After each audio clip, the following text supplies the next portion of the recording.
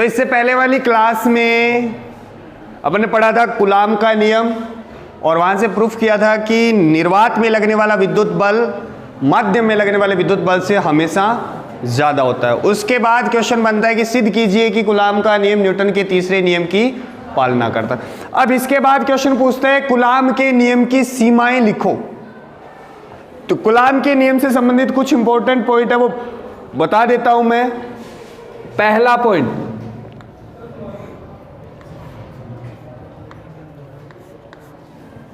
कि कूलाम का नियम जो है दो, ये आवेश कैसे होने चाहिए, स्थिर होना चाहिए, स्थिर तथा बिंदुवत।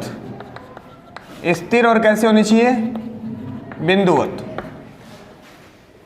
अगर ये गतिशील होंगे तो क्या होगा, विद्युत बल के साथ साथ कौन सा बल लगेगा, चुंबकीय बल। तो पहली सीमा तो यह है कि कूलाम का नियम जो है वो स्थिर और बिंदुवत आवेशों के लिए लागू होता है। अगर आवेश गतिशील होंगे तो विद्युत बल के साथ साथ चुंबकीय बल भी लगेगा।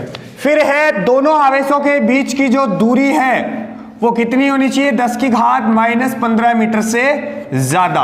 और इसे एक फर्मी भी बोलते हैं। ये क्या है, एक फर्मी। एक फर्मी बराबर कितना होता है, 10 की घात -15 मीटर। इतना ही होता है क्या, पता है क्या? गुरुजी नाम ही पहली बार सुने, बर्फी जरूर सुने हो और फर्मी नाम ही पहली बार सुने है नहीं? यस सर, वेरी गुड, ठीक है। अगर दोनों आवेशों के बीच की दूरी 10 की घात -15 मीटर से कम होगी तो वो जो आवेश है वो न्यूक्लियस के पास आ जाएगा, नाभिक के पास आ जाएगा। तो कौन सा बल लगने लग जाएगा वहां पे, नाभिकीय बल। नाभिकीय बल जो है इस ब्रह्मांड का सबसे शक्तिशाली बल है। समझ में आएगी बात? अगर दो आवेशों के बीच की दूरी 10 की घात -15 मीटर से कम होगी तो नाभिकीय बल लगेंगे। ऐसा नहीं है कि विद्युत बल लगेगा नहीं, लेकिन ज्यादा पावरफुल कौन सा है, नाभिकीय बल है। तो आप क्या लिखोगे, दूसरी सीमा कि दोनों आवेशों के बीच की दूरी कितनी होनी चाहिए, 10 की घात -15 मीटर से ज्यादा। तीसरा पॉइंट सुनना, क्या इसमें आया F जो है 1/r², यही था। इसे बोलते हैं व्युत्क्रम वर्ग का नियम। व्युत्क्रम वर्ग का नियम। कौन सा नियम है ये, व्युत्क्रम वर्ग का नियम। पहले ही बता देता हूं, कल सारे बुक लेके आएंगे भी, ठीक है? मैं सारे क्वेश्चन बता दूंगा आपको, एक भी नहीं छोड़ेंगे अपन। और ये लास्ट रिवीजन है इस चैप्टर का। फिर आप मेरे को बात ये मत कहना कि सर जी वो टॉपिक समझा दो, वो समझा दो। घुसो मारूंगा पहले तो नाक तोड़ूंगा जी लगा के, फिर समझाऊंगा। समझाऊंगा जरूर, लेकिन पहले 2-4 मुक्का मारूंगा नाक ही नाक पर। और 2-4 मुक्का मारे बाद तो तुम पूछने तो कर रहे कोई को नहीं। हाँ, क्या कूलाम का नियम जो है वो व्युत्क्रम वर्ग नियम की पालना करता है? तीसरा के चौथा पॉइंट, ये आवेश है और ये आवेश है, क्या इनके बीच में बल ऐसे लगेगा? क्या ये इन दोनों आवेशों का केंद्र है? अगर एक प्लस आवेश है और एक माइनस आवेश है तो क्या बल जो है वो ऐसे लगेंगे? क्या इनके बीच लगने वाला जो बल है वो इनके केंद्र को जोड़ने वाली रेखा के अनुदिश लगता है? अरे बोलो। इसलिए विद्युत बल कौन सा बल है, केंद्रीय बल है। कौन सा बल है, केंद्रीय बल। क्या चुंबकीय बल केंद्रीय बल है? नहीं है, चुंबकीय बल केंद्रीय बल नहीं है।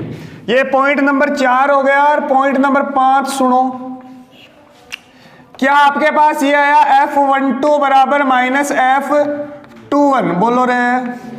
इसे बोलते हैं न्यूटन का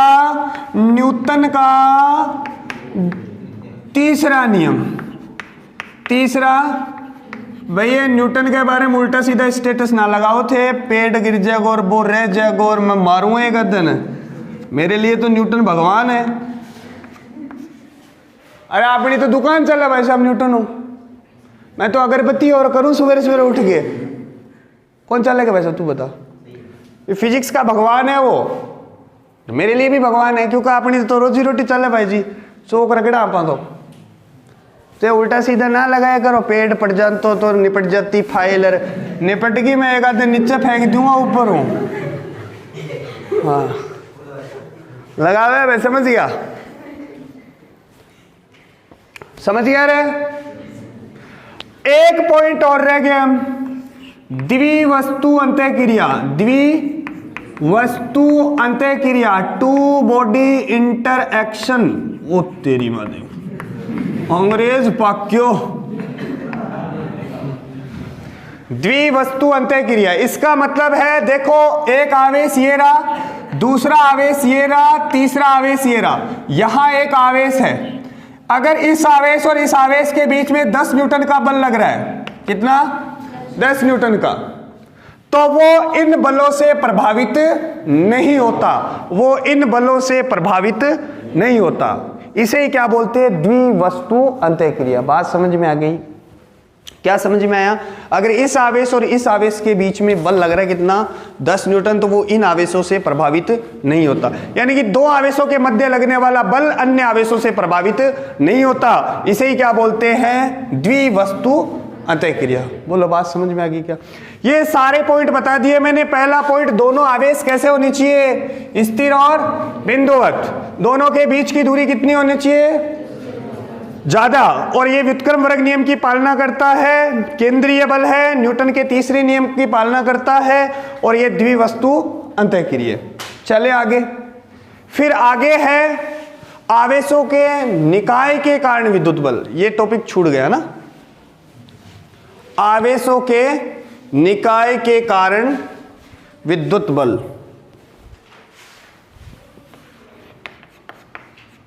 आवेशों के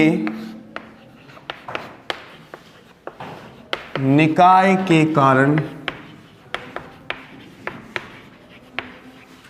विद्युत बल। ठीक है, माना किसी निकाय में n आवेश है, ये आवेश Q1, ये आवेश Q2, ये आवेश Q3 और ये आवेश Qn, जिनके स्थिति सदिश क्रम से R1 vector, R2 vector, R3 vector और Rn वेक्टर, यही है। यहां पे एक दूसरा आवेश है Q0 P बिंदु पे। क्या ये इस पे बल लगाएगा? क्या इस दिशा में? क्या 0 1 वेक्टर लिखो इसे, क्योंकि बल लग किस पे रहा है? 0 पे। लगा कौन रहा है? 1। क्या इस सदिश की डायरेक्शन यही होगी? R10 vector. क्या ये भी इस पे बल लगाएगा? क्या इस वेक्टर को लिखूं? क्या ये भी इस पे बल लगाएगा? अरे बोलो, बोलो रे, अरे भूल जाओ, एक बार और बोल जाओ। ठीक भाई रे, जी उतारो। ऐसा ही है। माना किसी निकाय में n आवेश है, Q1, Q2, Q3 और Qn, जिनकी स्थिति सदिश क्रम से क्या है? R1 वेक्टर, R2 वेक्टर और R3 और Rn। यह लिख रहा हूं मैं, डायरेक्ट लिख दूं क्या? क्या चल रहा है ना मुर्गा सा?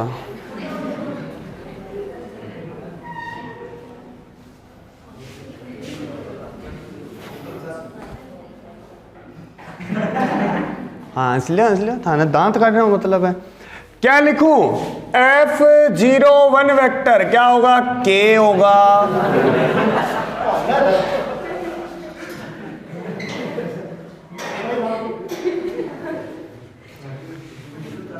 सही दिख रहा है क्या?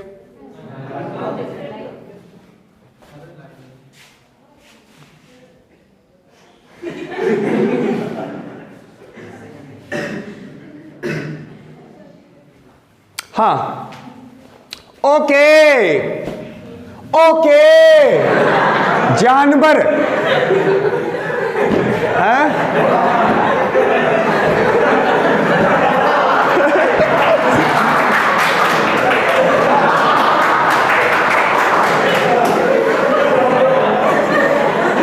आपकी बेइज्जती पे हंस रहे हैं, डांस भी कर रहे हैं। चलो बेटा चलो, बस बस, कंट्रोल उदय, कंट्रोल। आ जाओ। ओके ओके, OQ1 कौन दिखा है? अच्छा खोलना पड़ेगा क्या? चानना नहीं आ रहा? चलो चानना आ जाएगा भाई साहब, काम कर ले भाई साहब, मेरे कान के देखे। मैं तो विषय हूँ, काल भी विषय और आज भी विषय हूँ, तड़के फिर विषय मिलूंगा। ओके नीचे क्या लिखूं? R क्यूब लिख दूं डायरेक्ट? बोलो ऐसे ही बेटा F02 के क्यों, समझ तो थे गया ही होगा हनी, सारी समझो बेटो थे सारी, ऐसे ही। हाँ हाँ ओके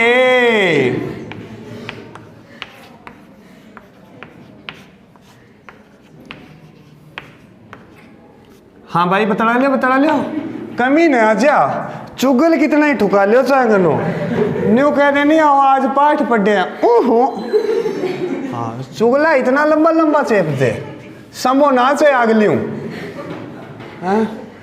हाँ एक इतनी चुगली ठोक दे कि दूसरी कड़प पर ठाक ले जन। हाँ इतना आ जाओ। अध्यारोपण के सिद्धांत से, अध्यारोपण के सिद्धांत से क्या लिखूं? F नेट बेटा ना सो यारो थे मैं तो काम है ये F01 मना वीडियो डिलीट करनी पड़ेगी और तो क्या प्लस प्लस प्लस F0 है ना, बोलो रे वैल्यू पुट दो मां। F नेट बराबर के आ गयो, के आ गयो, क्यों आ गयो, क्यों आ गयो है, क्यूब लिख दूं, वेक्टर लिख दूं, बोलो रे प्लस प्लस कहां तक? के क्यों क्यों R N0 का क्यूब और इधर डोली पे ठीक है। कॉमन ले लो, कॉमन ले लो, के ले लो, कॉमन ले लो और के ले लो और साथ में क्यू ले लो, ले लो F नेट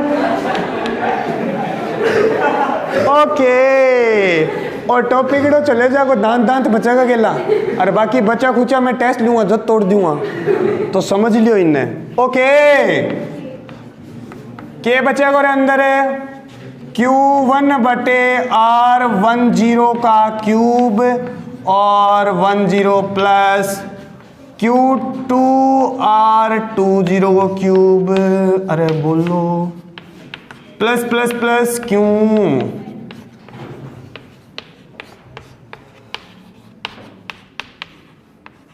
यही है। क्या मैं इसे समेशन के पदों में लिख सकता हूं? क्या बनेगा? ओके क्यों, और ये चिड़िया सा कोड देना भाई साहब, 1 से n का 1 से n सही लिखा है। फिर क्या लिखूं? क्यों आई आर आई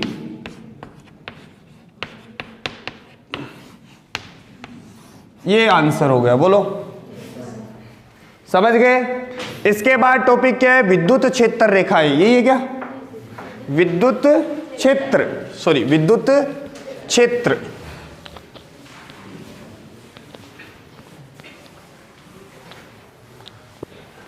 विद्युत क्षेत्र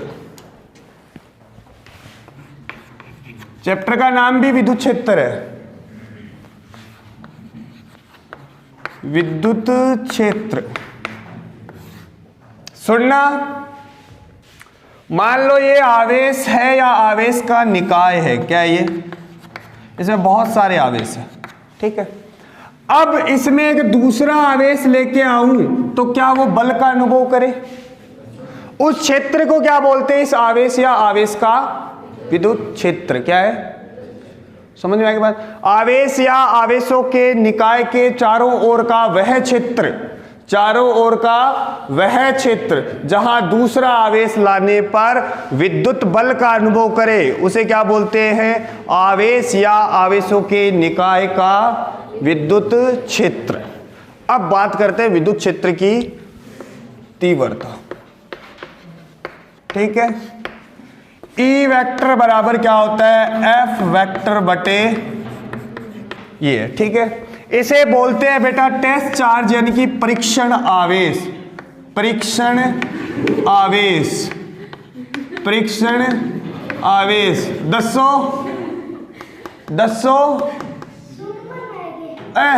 मर गई बा बेटा, सुमन जा बेटा।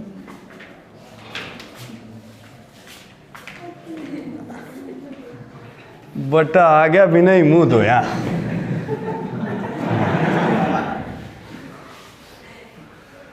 इसे क्या बोलते हैं? परीक्षण आवेश। ये माइकल फैराडे की एक कल्पना है कि आपको एक ऐसे आवेश का चुनाव करना है जिसका मान क्या हो? अति अल्प तथा कैसा हो? धनात्मक। क्यों? क्योंकि अगर इस आवेश का मान ज्यादा होगा तो क्या ये पहले से उपस्थित विद्युत क्षेत्र को प्रभावित करेगा? तो लेकिन ऐसा कोई आवेश नहीं होता जिसका खुद का कोई विद्युत क्षेत्र ना हो। ये सिर्फ और सिर्फ क्या एक कल्पना मात्र है। क्या एक कल्पना मात्र है, वो वाली नहीं, सिर्फ ये इसका इमेजिनेशन है, ये इसकी कल्पना है। ये इसकी क्या है? ये माइकल फैराडे की कल्पना है, उसका इमेजिनेशन है ये। हाँ, अब परिभाषा सुनो। ये आवेश या आवेश का निकाय, आवेश या आवेश निकाय के विद्युत क्षेत्र में किसी बिंदु पर परीक्षण आवेश पर लगने वाले विद्युत बल को ही क्या बोलते हैं? विद्युत क्षेत्र की तीव्रता। मोस्ट इंपोर्टेंट डेफिनेशन है भाई साहब कि विद्युत क्षेत्र की तीव्रता को परिभाषित कीजिए तथा इसका मात्रक लिखिए। तो क्या बोलोगे? आवेश या आवेश निकाय के, आवेश या आवेश निकाय के विद्युत क्षेत्र में किसी बिंदु पर परीक्षण आवेश पर लगने वाले विद्युत बल को क्या बोलते हैं? विद्युत क्षेत्र की तीव्रता। कोई दिक्कत? नो दिक्कत। फिर है इसका मात्रक न्यूटन अपॉन कूलम और वोल्ट पर मीटर। ये कैसी राशि? ये सदिश राशि है जिसकी दिशा विद्युत बल की दिशा में होती है, विद्युत बल की दिशा में होती है। फिर बता रहा हूं, परिभाषा इंपॉर्टेंट है इसकी कि आवेश या आवेशों के निकाय के विद्युत क्षेत्र में किसी बिंदु पर परीक्षण आवेश पर लगने वाले विद्युत बल को ही क्या बोलते हैं? विद्युत क्षेत्र की तीव्रता। इसका मात्रक न्यूटन अपॉन कूलम या वोल्ट पर मीटर।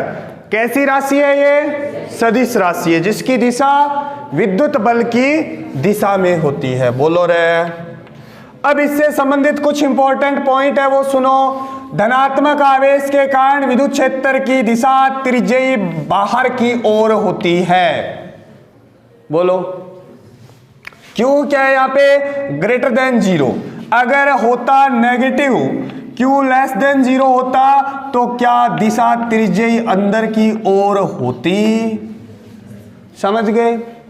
अगर किसी एक समान विद्युत क्षेत्र में कोई प्लस Q आवेश रखा है तो उस पे बल लगता है F वेक्टर बराबर Q और E वेक्टर, यानी कि वो विद्युत क्षेत्र की दिशा में गति करता है। और अगर एक ऋणात्मक आवेश है तो वो विद्युत क्षेत्र की विपरीत दिशा में गति करता है, F बराबर Q E। बात समझ में आ गई? अगर एक प्लस आवेश विद्युत क्षेत्र के लंबवत प्रवेश करता है तो वो परवलयाकार पथ पे चलता है। कैसे पथ पर? परवलयाकार। ये पीछे क्वेश्चन है, ठीक है भाई, समझ गए? इसका काम क्या है? इसका काम है त्वरण निकालने के लिए कि F बराबर क्या होता है? QE। इसको बराबर कर दोगे मां के तो A क्या आ जाएगा? Q। बोलो समझ में आई क्या? इस चैप्टर का 15वां क्वेश्चन है वो ऐसे ही होगा, जिसमें अल्फा कण, प्रोटॉन और ड्यूटेरॉन दे रखे हैं आपको, जिसका आंसर आएगा 2:2:1। कर लोगा, नहीं करोगा तो तड़के पूछ लिया। ये हो गया विद्युत क्षेत्र की तीव्रता से संबंधित इंपॉर्टेंट पॉइंट, विद्युत क्षेत्र की तीव्रता की परिभाषा। चले आगे, इसके बाद है बिंदु आवेश के कारण विद्युत क्षेत्र की तीव्रता। किसके कारण? बिंदु आवेश के कारण। बिंदु आवेश के कारण, ईंट लगा बेटा इसके आगे। बिंदु आवेश के कारण विद्युत क्षेत्र की तीव्रता।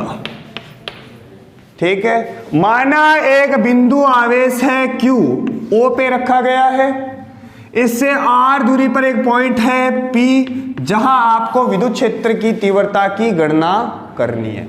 माइकल फैराडे के अनुसार एक परीक्षण आवेश लेके आओगे, इस परीक्षण आवेश पे विद्युत बल लगेगा। इधर बोलो, क्या उसे मैं ऐसे लिख दूं? F वेक्टर बराबर K, F वेक्टर बराबर K Q नॉट बटे R² और R कैप। बोलो समझ गए? भी ज्यादा बड़ा डेरिवेशन नहीं है। माना एक बिंदु आवेश है Q, उससे R दूरी पर एक बिंदु P है, जहां आपको विद्युत क्षेत्र की तीव्रता की गणना करनी है। एक परीक्षण आवेश लेके आते हैं, कल्पना करेंगे उसके बीच में बल लगेगा, तो विद्युत क्षेत्र की तीव्रता की परिभाषा से, विद्युत क्षेत्र की तीव्रता की परिभाषा से क्या बनेगा? E वेक्टर बराबर K F वेक्टर बटे, यही है, तो E वेक्टर बराबर क्या जाएगा बेटा? K Q R² और R कैप। बोलो बात समझ में आएगी क्या? अगर इसके परिमाण की बात करें तो E बराबर क्या होगा? KQ/R²। यही है। E और R में अगर ग्राफ खींचना है आपको तो क्या वो इस टाइप से होगा। ठीक है। दूसरी बात, निर्वात में अगर विद्युत क्षेत्र की तीव्रता देखनी है तो Q/4πε0 और R², यही होगा। अगर मीडियम में देखनी है तो क्या हो जाएगा? Q/4πε और R। आप सभी से रिक्वेस्ट है भी, ये फिर से नहीं पढ़ाऊंगा, देखो सीधी सी बात है, तो अब तो आप तैयारी कर ही लेना कम से कम। ठीक है, मैं कभी भी रिवीजन कराने के बाद कभी भी किसी भी चैप्टर का टेस्ट ले सकता हूं, ये ध्यान रखना। वो आप पे डिपेंड करता है आप कितना तैयार रखते हो, वरना वो पाइप देख लेना नीचे पड़ी है वो। इतने दिन तो मैंने आपको कुछ कहा नहीं, अगर ठीक है लटा पर, और अब तो पढ़ ही सको यारो। जिसो पढ़ायो मैं बढ़िया रिवीजन कराने लग रहे हो, एक एक चीज पढ़ा रहा हूं वापस, एक एक न्यूमेरिकल करवा दूंगा। अगर फिर भी नहीं पढ़ सकते तो भाई साहब आपका कुछ नहीं हो सकता फिर। एयर, हाँ थाने भी कहूं, थे भी पढ़ लियो कि तो फिर पाई पा रहा तो हमारे तो कौन बैठे हैं? क्या ऐसा ही होगा बेटा? क्या एयर में electric field is greater than medium में इलेक्ट्रिक? बोलो बात समझ में आएगी क्या? ये सारे टॉपिक, ये सारी बातें हो गई, आगे चले। ठीक, अब है आवेशों के निकाय के कारण विद्युत क्षेत्र की तीव्रता। आवेशों के निकाय के कारण विद्युत क्षेत्र की तीव्रता। सुनो, नहीं पढ़ाऊंगा ये टॉपिक में। बल बताया ना आपको, बल वाला डेरिवेशन कर लेना। बल वाला क्या आया था? F नेट बराबर कॉमन आया K Q not summation I की वैल्यू 1 से लेकर N तक Q I बटे R I0 का क्यूब, और यही आया। नीचे लिख दोगे विद्युत क्षेत्र की तीव्रता की परिभाषा से, और इसके नीचे क्या भाग लगा दोगे? E नॉट का। यहां भी लग जाएगा तो ये गायब हो जाएगा, ये आंसर आ जाएगा। बोलो समझ गए क्या? इसके बाद है बेटा विद्युत क्षेत्र रेखाएं, यही है क्या, विद्युत क्षेत्र रेखाएं, विद्युत क्षेत्र रेखा इंपॉर्टेंट, ठीक है। परिभाषा सुन लो क्या है। मान लो आपके पास एक प्लस क्यू आवेश है, क्या है, अगर एक परीक्षण आवेश को मैं यहां छोड़ूंगा तो क्या उस पर बल इधर लगेगा, क्या ऊपर लगेगा, क्या इधर लगेगा, क्या इधर लगेगा। क्या इस परीक्षण आवेश के चलने का पथ जो होगा वो कुछ इस टाइप से होगा, बोलो। ये किसके कारण है, प्लस आवेश के कारण, किसके कारण, प्लस आवेश के कारण।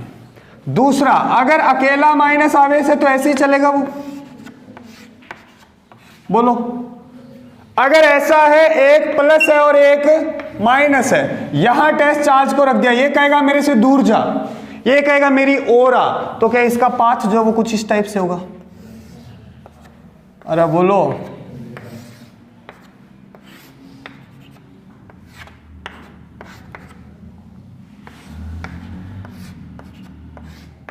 यही है।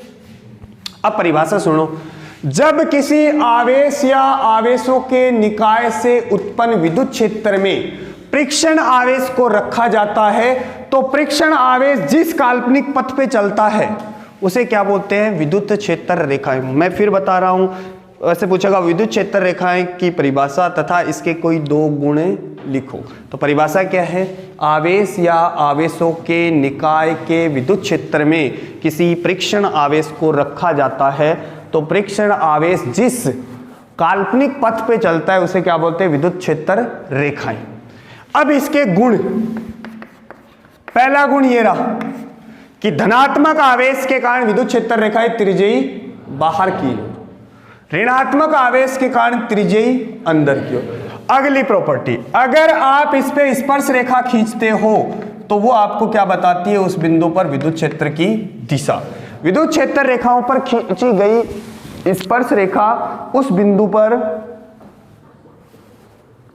विद्युत क्षेत्र की दिशा बताती है। अगला पॉइंट, दो विद्युत क्षेत्र रेखाएं एक दूसरे को कट नहीं करती, क्योंकि कट कर देगी तो एक पॉइंट पे विद्युत क्षेत्र की दो दिशाएं हो जाएगी जो संभव नहीं है। तो अगली प्रॉपर्टी क्या है कि विद्युत क्षेत्र रेखाएं एक दूसरे को कभी कट नहीं करती। अगली प्रॉपर्टी सुन, क्या ये बंद लूप बनाती है, बनाती है क्या, नहीं बनाती। क्वेश्चन ये पूछेगा कि विद्युत क्षेत्र रेखाएं बंद लूप का निर्माण क्यों नहीं करती, क्योंकि यहां से शुरू होकर यहां खत्म होती है ये, यानी कि धनात्मक से शुरू होकर ऋणात्मक की ओर गति करती है। अर्थात ये जिस बिंदु से शुरू होती है उस बिंदु पे खत्म नहीं होती। अर्थात विद्युत बल कैसा है, संरक्षी प्रकृति का बल है। कैसा है, संरक्षी प्रकृति का। बोलो बात समझ में आ गई क्या।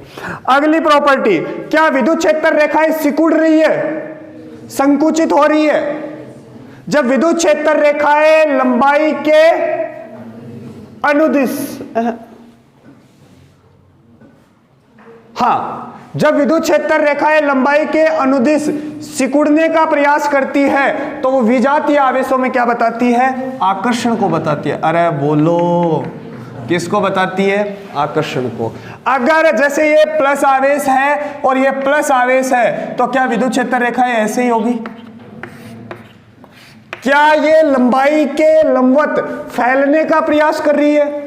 तो जब विद्युत क्षेत्र रेखाएं लंबाई के लंबवत फैलने का प्रयास करती है तो वो सजातीय आवेशों में प्रतिकर्षण को प्रदर्शित करती है। समझ में आ गई बात।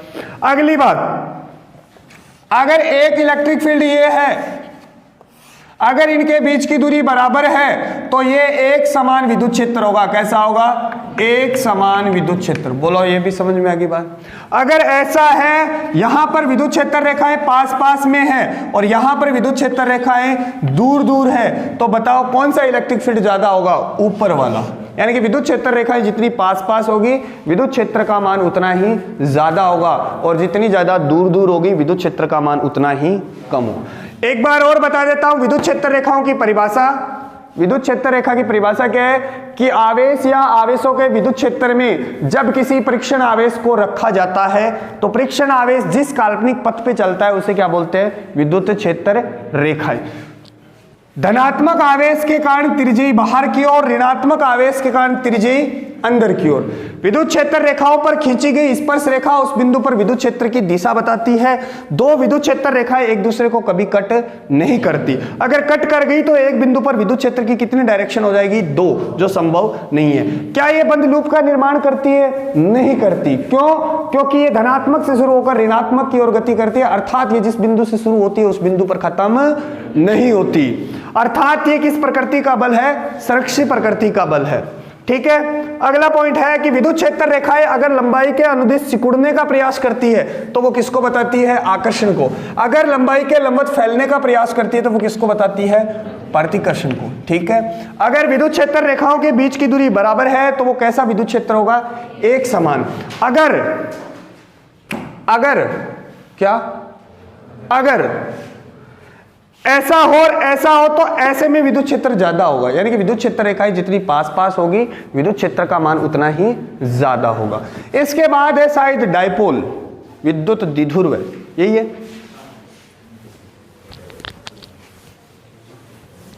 विद्युत द्विध्रुव। विद्युत द्विध्रुव, यहां से भी क्वेश्चन बन सकता है, सुनना। सबसे पहले बात करते हैं विद्युत द्विध्रुव की।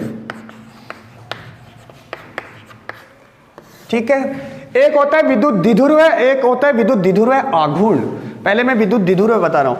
अगर ये प्लस क्यू आवेश और ये माइनस क्यू आवेश अति अल्प दूरी पर रखे हों, अगर समान परिमाण के विजातीय आवेश, समान परिमाण का मतलब +2 माइक्रोकूलम और -2 माइक्रोकूलम, परिमाण समान है दोनों का। अगर समान परिमाण के विजातीय आवेश अति अल्प दूरी पर रखे हो, टाइम कितना हो गया,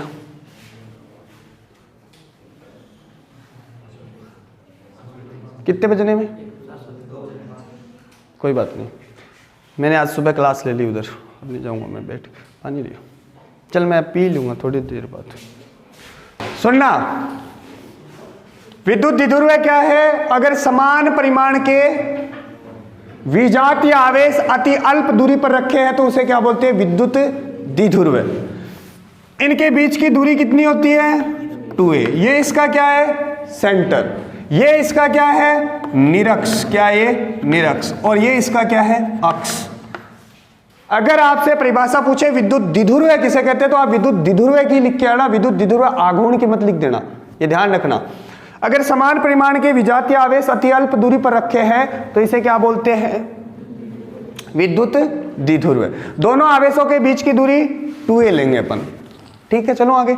फिर अगला टॉपिक है विद्युत द्विध्रुव आघूर्ण। विद्युत द्विध्रुव आघूर्ण, इसको किससे लिखते हैं बेटा, P वेक्टर से। किससे, P वेक्टर से। P वेक्टर बराबर क्या होता है, Q × 2a और P कैप। P कैप की दिशा क्या होती है, नेगेटिव आवेश से पॉजिटिव आवेश। इसका मात्रक क्या होता है, सुनना, बातें नहीं बेटा, अरे बातें नहीं, जना नहीं दे। इसका मात्रक क्या होता है, कूलाम × मीटर। इसको सेंटीमीटर मत बना देना आप, ये क्या है, कूलाम × मीटर। ये इसका कौन सा मात्रक है, ऐसे। अगर आपसे पूछे इसका सीजीएस मात्रक क्या है, कोई बता सकता है क्या, सीजीएस मात्रक होता है इसका डिबाई। क्या है, डिबाई। क्या है ये, डिबाई। एक डिबाई बराबर होता है 1/3 × 10⁻−29 कूलाम × मीटर। रटो तो रटो वरना मत छोड़ देना। एक डिबाई में कितना है, क्योंकि ये मात्रक अपन काम लेते हैं कहाँ, केमिस्ट्री में। कहाँ, केमिस्ट्री में। परिभाषा सुनो अब। अगर किसी एक आवेश का परिमाण, किसी एक आवेश के परिमाण तथा बीच की दूरी के गुणनफल से जो भौतिक राशि प्राप्त होती है उसे क्या बोलते हैं, विद्युत द्विध्रुव आघूर्ण। क्या है, किसी एक आवेश के परिमाण तथा दोनों आवेशों के मध्य की दूरी के गुणनफल से जो भौतिक राशि प्राप्त होती है उसे क्या बोलते हैं, विद्युत द्विध्रुव आघूर्ण। क्या ये एक सदिश राशि है, जिसकी दिशा किधर होती है, नेगेटिव आवेश से पॉजिटिव आवेश। इसका एसआई मात्रक क्या है, कूलाम इंटू मीटर। इसका सीजीएस मात्रक क्या है, डिबाई। और 1 डिबाई बराबर 1/3 गुणा 10 की घात -29 कूलाम इंटू मीटर होता है। आज की सभा को यही समाप्त करते हैं। अगली वीडियो में इसके 3 डेरिवेशन बच गए, द्विध्रुव के अक्ष पर विद्युत क्षेत्र, द्विध्रुव के निरक्ष पर विद्युत क्षेत्र और बल आघूर्ण, और उसके बाद इसके न्यूमेरिकल। ठीक है।